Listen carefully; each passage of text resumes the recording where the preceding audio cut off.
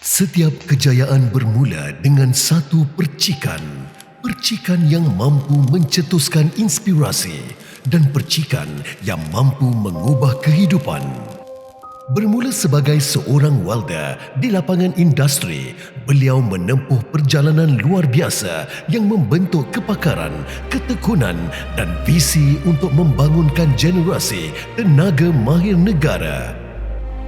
Beliau merupakan pemegang sijil kompetensi bertaraf antarabangsa, European Welding Specialist dan International Welding Specialist, pengiktirafan profesional yang meletakkan beliau dalam kelompok elit kepakaran kimpalan di peringkat global.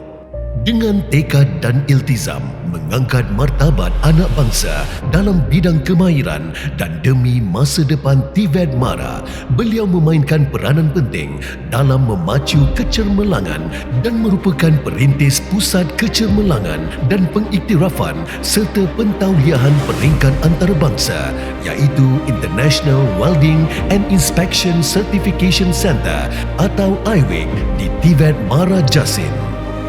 IWIC berjaya melonjak menjadi pusat latihan, pemeriksaan dan pensijilan kimpalan bertaraf antarabangsa yang bukan sahaja diiktiraf, malah menjadi penanda aras serta rujukan utama industri di peringkat nasional dan global.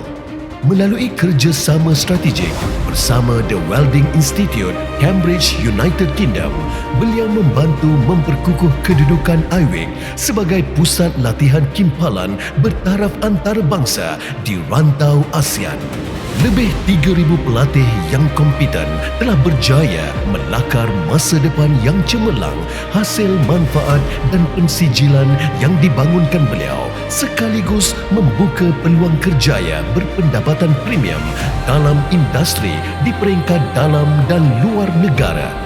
Kepakaran beliau diiktiraf sebagai penilai profesional oleh Jabatan Pembangunan Kemahiran JPK serta ahli jawatan kuasa penasihat teknikal institusi latihan kemahiran negara.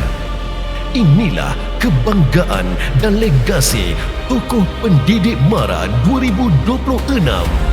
Beliau adalah Tuan Haji Zulfakar bin Mahmud.